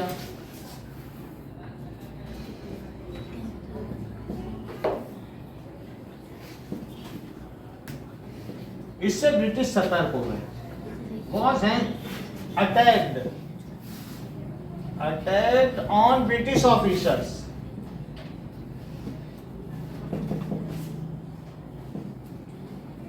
ठीक है, इन बैरकपुर, बैरकपुर की स्पेलिंग देख लेना, इन Bengal, and was hanged, and was, उसे फांसी हो गई। अच्छा, अब इसके बाद देखो, तो जो नई राइफल थी उसको तो लोगों ने मनाही कर दिया था। अच्छा, अब ये देखो, the battle in the cavalry lines, जरा वो देखो, कैवेलरी का क्या मतलब होता है पलक? बोलो। घुड़सवार। तो जो घोड़े पे बैठते हैं, तो कैवेलरी लाइन में भी बैठक वो ऐसा हुआ दिखाई पड़ रहा है कि बहुत सारे लोग इसमें जो बैठे हैं घोड़े पे, देख लो वो हिंदू टाइप है, और जो नीचे हैं वो कौन है? ब्रिटिशर्स है। तो कैवेलरी लाइन में on the evening 3 July 1857 3,000 rebel came from Bareilly, crossed the river Jamuna, entered Delhi and attacked the British cavalry post. The battle continued all through night. यानी बरेली से आए 3,000 लोग, और उन्होंने किस पर आक्रमण कर दिया? वैसे तो इसमें लिख रहा है British cavalry post. British cavalry post का मतलब ब्रिटिशर्स को घोड़े पे होना चाहिए, खैर जो भी हो, लेकिन उन्होंने उनके साथ पूरी रात लड़ाई। फिर अब इसके बाद क्या हुआ?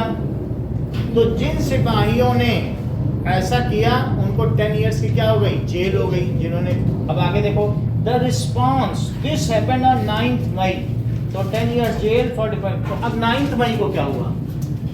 On 9 May, many sepoys refused to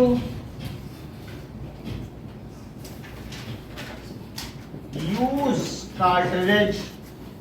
cartridge का क्या मतलब होता है? कार्ट्रिज यानी कारतूस। कारतूस क्या चीज है? जो गोली नहीं होती है। Refuse to use cartridge. They were imprisoned, उन्हें क्या हो गया? Imprisoned for 10 years and dismissed from service. Service से तो डिसमिस करना ही पड़ेगा ना। एंड डिसमिस्ड फ्रॉम, इतना। इससे क्या हुआ? 10 मई को क्या हुआ? On 10 May soldiers march to jail and release. एक दिन ही जेल में रहे। ऑन, फिर क्या हुआ? ऑन 10 में सोल्जर्स, यानी अभी भी उनके पास हथियार थे। ये कब हुआ? 8 अप्रैल की बात है। ऐसा मतलब नहीं है कि सभी से हथियार लिए गए, कहीं कहीं हथियार थे उनके पास, नहीं है। ऑन 10 में, अच्छा यहाँ भी जो मैं बता रहा हूँ ब्रिटिशर्स को किल किया, उनके हथियार लूट लिए थे। तो on 10 May soldiers visited the jail, visited jail, released prisoners, released sepoys, ठीक है, released sepoys and killed। और किसे मार दिया? चेक करो बुक में क्या लिखा है। मतलब ब्रिटिश ऑफिसर को मार दिया।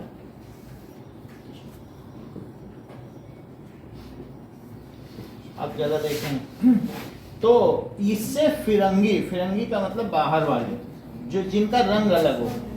The soldiers were determined to bring an end of the rule their country, but who would rule? अब उनके मन में था ठीक है ब्रिटिशर्स को तो अंत कर देंगे, तो बताओ दिव्यांशी अब कौन आगे हमारे यहाँ शासन करने वाला था? उनके बस तुम किसी को हटा रहे हो तो कोई अल्टरनेटिव भी तो चाहिए तुम्हें।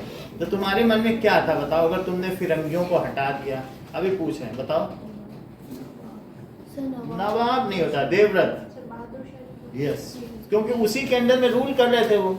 तो अभी अभी हाल फिलहाल में उन्होंने बहादुर शाह को हटाया था, तो वो लोग अब उनके मन में सीधा क्या था कि जो हमारा राजा था हम उसी को वापस बैठाएं दिल्ली के, दिल्ली हमारा रिप्रेजेंटेटिव है। इसीलिए तो तुमने 7th में दिल्ली का ही इतिहास पढ़ा है, तुमने 7th पूरा क्या पढ़ा, हिस्ट्री ऑफ दिल्ली तो पढ़ी है, तो वही चीज बताया जा रहा है। सो अब देखिए दे वर इंटेंडेड, उनके अंदर क्या था बताओ, वो ये अब मन में इरादा बना चुके थे। They were intended to remove firangi and replace Bahadur Shah Zafar in red fort. बोलो बात समझ में आ गई?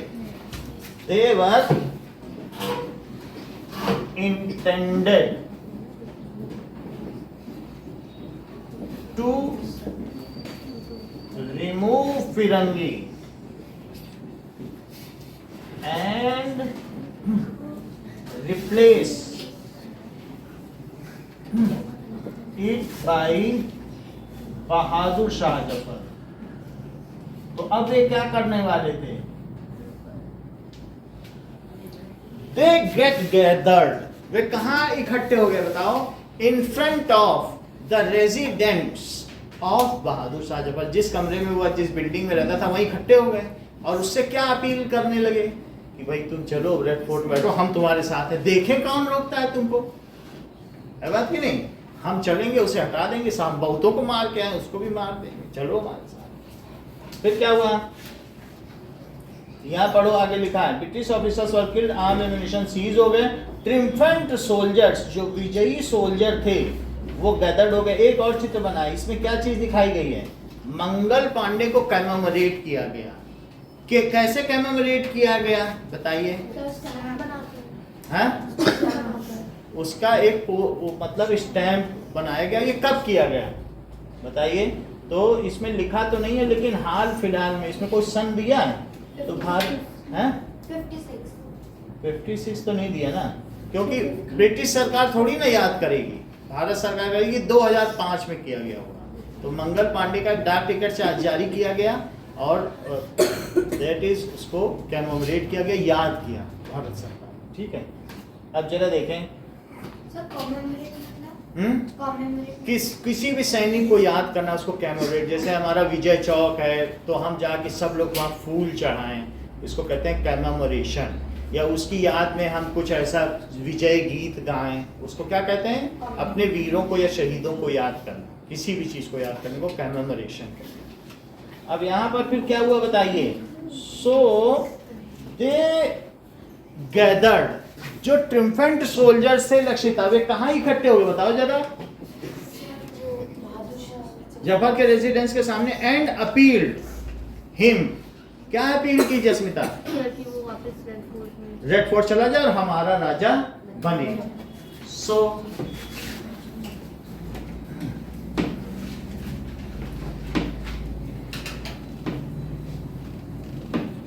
अब देखिए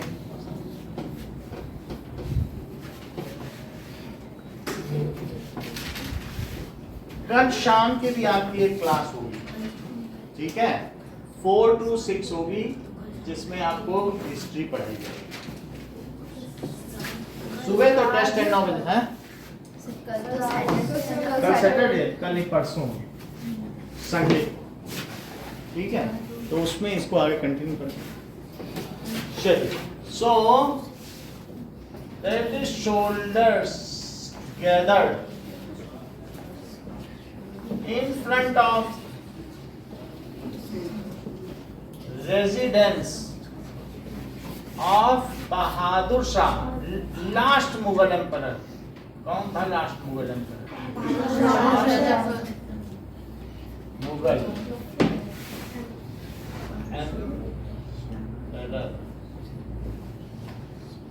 रेजिडेंस एंड अपील्ड, और अपील क्या की?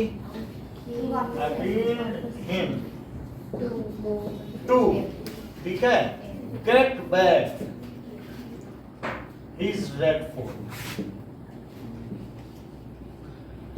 ये चीज है, बहादुर शाह इनिशियली डिनाइड किए अंग्रेजों से कौन पंगा लेगा, फिर लास्ट में उसने कहा जब सिपाही मरने को तैयार तो हमें क्या, and Bahadur Shah accepted this offer and ultimately वो कहाँ चला गया?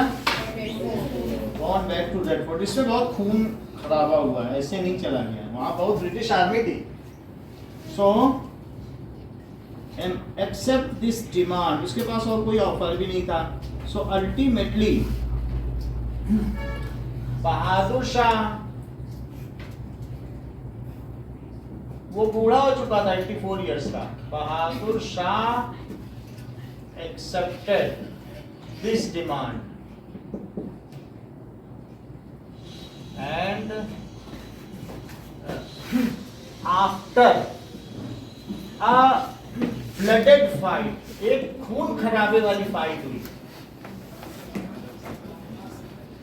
कि उसने गॉड बैक रेड फोर्ट। अब उसने क्या किया होगा? Now he sent letters to all Nawabs and kings to get back their rule, जहां पर भी है रीजन, अपने अपनी टेरिटरी वापस पाने के लिए किया। He sent letters to all Nawabs। Nawabs भी अगर ब्रिटिशर से तुमको अंग्रेजों ने कहा तुमको वो इतनी जगह देते हैं और फिर तुम कहोगे वाह अंग्रेज कितने अच्छे हमको बना दिया, और फिर अगर अंग्रेजी तुमको हटाए हटो चलो हमारा, तब तुम क्या अंग्रेजों के तब भी लॉयल रहोगे? तुमको कितने भी, तुम्हें तो हटा दिया गया ना, अब तुम थोड़ी ना लॉयल रहोगे। तो नवाब भी फिर अंग्रेजों से फिर वो करने लगे, हेट करने लगे। उनको हटाया क्यों ना? किसी को पावर मिल जाए उसको हटा दो तो अच्छा लगेगा क्या उसको? तो इसलिए सभी नवाब को भी उसने बोला कि तुम हमारे बिहाफ, ऑन माई बिहाफ, मैं तुम्हारा किंग हूँ। ब्रिटिशर्स नहीं है, उनका अगर कोई रिप्रेजेंटेटिव या रेजिडेंट आए भगा देना, कह देना तुम कुछ नहीं, हम बहादुर शाह के अंडर में काम। तो इसलिए letters to all nawabs and kings to get back, क्या get back? Their territories. And it work, और क्या ये काम किया? And it. तो यहां तक की बात हो गई कि इतना हो गया। अब इसके बाद बहादुर शाह जफर का चित्र देखिए, ठीक है? अभी इसमें थोड़ा सा बचा है, वो चीज जब संडे को खत्म हो जाएगी और क्वेश्चन आंसर में करेंगे। आज इतना ही रखो।